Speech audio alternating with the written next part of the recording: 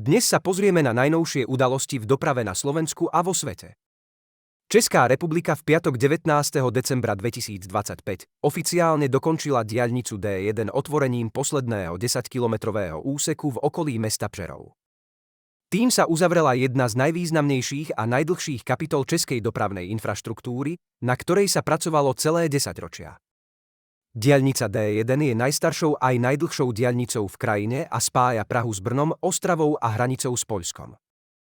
V dnešnej podobe sa začala stavať v roku 1967 a jej výstavba trvala celkovo 58 rokov. Celková dĺžka diaľnice je 376 km a jej súčasťou je aj tunel Klimkovice, dlhý 1100 metrov, ktorý je jediným tunelom na celej trase. Dokončený úsek má zásadný význam najmä pre strednú Moravu, kde dlhodobo spôsobovala tranzitná doprava výrazné problémy. Z mesta Přerov by vďaka novému obchvatu malo zmiznúť približne 70% kamiónovej dopravy. To by malo priniesť plynulejšiu premávku, vyššiu bezpečnosť na cestách a citeľné zlepšenie kvality života miestnych obyvateľov. Podľa Českého ministerstva dopravy je dokončenie diaľnice D1 historickým míľnikom, ktorý symbolicky uzatvára jednu etapu rozvoja dopravnej infraštruktúry. Zároveň však poukazuje na potrebu pokračovať v ďalších projektoch. Česká republika má v súčasnosti približne 1500 kilometrov diaľnic. Základná diaľničná sieť by mala mať po dokončení približne 2000 kilometrov. Slovensko čaká nová éra regionálnych vlakov. Národný dopravca objednal 16 batériových jednotiek v hodnote 144 miliónov eur. S opciou na ďalších 20 kusov. Jednotky vyrobí konzorcium Škoda Group a Žose Trnava. Batériové jednotky vychádzajú zo známej rady Panther. Nové batériové Pantery budú schopné jazdiť aj po neelektrifikovaných tratiach. Toto im umožnia LTO batérie, umiestnené na streche. Podľa slov výrobcu batérie sú odolné proti teplotám a sú bezpečné. Súčasťou elektrovýzbroje sú moderné silikón-karbidové meniče, ktoré majú znižovať elektrické straty. Tento prvok by mal zabezpečiť dlhú životnosť batérií. Rovnako ako normálne Pantery je aj tento dvojsystémový. Umožňuje jazdu pod 25 kV striedavými, ale aj pod 3 kV jednosmernými. Pod striedavým trolejom sa batéria dobije za 25 minút. Pod jednosmerným je to približne pol hodina. Tým najdôležitejším parametrom je dojazd. Ten je podľa slov výrobcu 80 km. Batériová jednotka bude schopná ísť pod trolejom až 160. Mimo troleja pofičí 120. Naraz zväzie až 157 sediacich cestujúcich a 9 bicyklov. Jednotka bude vybavená rýchlym Wi-Fi pripojením a systémom ETC z Level 2. Vďaka modernému kamerovému systému má rušňovodič dokonalý prehľad o dianí v okolí vlaku. Jednotky by mali byť nasadené prevažne na západe krajiny. V okolí Nitry a Myjavy. Prvé jednotky budú nasadené do prevádzky, najskôr v roku 2028. Neuveriteľné sa stalo skutočnosťou. Po 27 rokoch Národná diaľničná spoločnosť otvorila najdlhší diaľničný tunel u nás. Tunel Višňové sa nachádza na diaľničnom úseku Lietavská Lúčka – Dubná Skala. Celý nový úsek je dlhý 13,5 km, z toho až 7,4 km tvorí tunel Višňové. Diaľničný úsek otvoril 22. decembra minister dopravy spolu s premiérom a riaditeľom Národnej diaľničnej spoločnosti. Deň predtým sa v tuneli konala akcia Deň otvoreného tunela a vianočné trhy pred západným portálom tunela. Túto jedinečnú príležitosť využilo množstvo ľudí. Podľa neoficiálnych informácií tunel navštívilo viac ako 10 000 návštevníkov. To spôsobilo kolaps dopravy v okrajovej časti Žilina-Solinky, ale aj na prístupovej ceste k portálu tunela. Návštevníci boli nútení parkovať svoje autá aj 4 km od portálu tunela. Návštevníkom bolo sprístupnených prvých 300 metrov tunela a jedna prepojovacia chodba. Na západnom portáli tunela sa nenachádzali len stánky s občerstvením, ale aj pódium s kultúrnym programom. Deň po akcii Deň otvoreného tunela nasledovalo oficiálne strihanie pásky. A vo večerných hodinách 22. decembra prešli novým úsekom prvé autá. Prečo výstavba trvala 27 rokov? Toto a celú históriu a priebeh výstavby sa dozviete v skôr spracovanom videu, ktoré vám vyskočilo práve teraz v pravom rohu alebo v popisku videa. Už sa to stáva pomaly tradíciou. Aj v tomto mesiaci sa stal incident na železnici, ktorý mohol skončiť veľmi tragicky. Dňa 9. decembra medzi stanicami Liptovský Mikuláš a Liptovský Hrádok, približne 800 metrov od stanice Liptovský Hrádok sa na jednej koľaji stretli dva vlaky. Jednalo sa o nákladný vlak a Express 609 Tatran.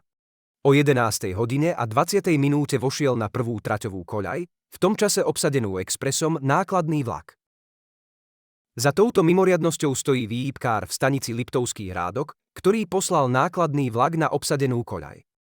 Podľa neoficiálnych informácií si svoje pochybenie uvedomil a okamžite kontaktoval elektrodispečera, ktorý má pod palcom napájanie trakčných vedení. Ten následne vypol prúd v trakčnom vedení. Ak rušňovodič zbadá náhlu stratu napätia, je podľa predpisov povinný zaviesť rýchlo činné brzdenie. Tento akt vykonali obaja rušňovodiči. Vďaka tomu vlaky od seba zastavili necelých 25 metrov. Je strach pomyslieť, čo by sa stalo, ak by sa tieto úkony vykonali o pár sekúnd neskôr. Ťažký nákladný vlak s váhou okolo 2800 tón by narazil do vlaku Tatran plného ľudí. Táto lokalita nie je moc obľúbená pre rušeň 350 011, ktorý viezol tento expres. V januári 2013 na nedalekom priecestí pri obci Beňadiková sa tento konkrétny rušeň zrazil s posýpačom. Cestárske auto zdemolovalo stanovište. Bohužiaľ v týchto poskrúcaných plechoch našli hasiči bezvládne telo rušňovodiča. Pôsobisko Panterov sa rozrastá. Nie len Česko a Slovensko. Škoda Group dokončila prvú z 25 nových elektrických jednotiek, ktoré dodáva bulharskému ministerstvu dopravy a komunikácií. Ide o zákazku v hodnote takmer 535 miliónov eur, Bulharsko však nie je jediná krajina. Ponovom sa Panterom môžete zviesť aj v pobaltských štátoch. Od decembra 2023 v Lotyšsku a od tohto decembra aj v Estónsku. Škoda celkovo dodá do Estónska až 16 jednotiek. Špecialitou pobaltských Panterov je rozchod. V pobaltských štátoch Estónsko, Lotyšsko, Litva sa tradične používa široký rozchod 1520 mm. Rozchod, ktorý na súčasnej železničnej infraštruktúre prevláda a má pôvod v železničnom systéme bývalého Sovietskeho zväzu. Viac ako po 3 rokoch železnice Slovenskej republiky ukončili komplexnú rekonštrukciu trate. Modernizovaný úsek Svrčinovec štátna hranica Československo je dlhý 5 kilometrov. Cena za tento úsek bola 29 miliónov, z toho až 25 miliónov poskytla Európska únia. Hlavným cieľom bolo narovnanie nevyhovujúcich oblúkov a navýšenie traťovej rýchlosti na 140 km za hodinu. Zároveň došlo k presunutiu a výstavbe novej zastávky Svrčinovec. Na zastávke sa nešetrilo, je naozaj impozantná. Nachádza sa v záreze a nástupištia spája lávka nad traťou. Len škoda, že tu zastavuje jeden pár vlakov. 7 minút pred 23. tu zastaví vlak, ktorý vás zvezie do Čadce. Na vlak pre opačný smer si musíte privstať. Osobák tu zastavuje o 4. hodine 47. minúte a zvezie vás až do Ostravy. Treba však povedať, že je to stále viac ako na koridore, medzi Leopoldovom a Novým Mestom nad Váhom, kde na 5 zastávkach a jednej stanici vlak nezastavil od decembra 2017. Dostavba diaľnice sa vzdiaľuje. Po otvorení obchvatu Ružomberka sa pozornosť obráti na posledný nerozostavaný úsek medzi našimi metropolami. Úsek Turany-Hubová ani tak skoro rozostavaný nebude. Na tento úsek vypísala Národná diaľničná spoločnosť tender za 1,5 miliardy ešte minulý rok v lete. Prišli však námietky uchádzačov a tak súťaž začal preverovať Úrad pre verejné obstarávanie. A po takmer roku a pol prišiel výsledok. Dozaista poznáte pravidlo, že ak veci fungujú, tak sa nezvolávajú tlačové konferencie. My sme tu teda pri tejto príležitosti, že nejaká tá vec sa nepodarila, konkrétne tento úsek diaľnice D1, kedy som včerajším rozhodnutím rozhodol tak, že nariadil som zrušenie tohto tendra. A v podstate to znamená, že Národná diaľničná spoločnosť bude musieť opakovať túto užšiu súťaž alebo postup verejného obstarávania. Povedal predseda ÚVO Peter Kubovič. Šéf úradu tvrdí, že kým štát v podmienkach tendra obmedzoval výstavbu tunelov cez subdodávateľov. V samotnej zmluve už táto podmienka nebola.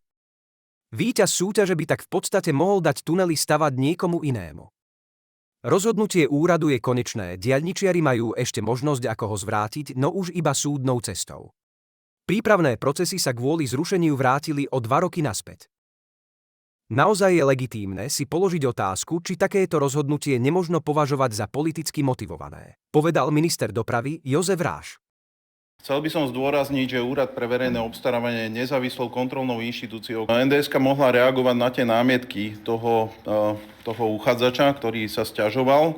Mohla urobiť tzv. Autoremedúru a mohla mu vyhovieť, opraviť tie podmienky tej súťaže. Vtedy by predišla tomuto rozhodovaniu a konaniu. Otázkou ostáva, prečo to neurobila. Podľa odborníka na dopravu v námietkovom procese mala Národná diaľničná spoločnosť dostatok času na úpravu tendra a úrad by nemal dôvod na rušenie. Rozhodnutie považuje za správne.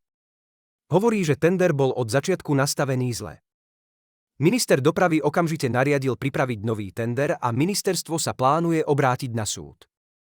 Ráš šéfovi úradu pre verejné obstarávanie odkázal, že ak ministerstvo úspeje, bude za to niesť zodpovednosť. Premiér pri otváraní tunela Višňové pripustil rozpustenie tohto úradu, tvrdí, že brzdí ministerstvo dopravy pri budovaní infraštruktúry. Ja len neviem, pán minister, že či máme rozpustiť úrad pre verejné obstarávanie. Predsa nie je možné, aby niekto v takej strategickej stavbe, ako je D1, prijímal takéto rozhodnutia, ktoré nám bránia pokračovať v tempe, ktoré sme nastavili. Čo si myslíte o tejto situácii? Napíšte do komentára a my sa vidíme pri ďalšom videu. Dovidenia na budúce.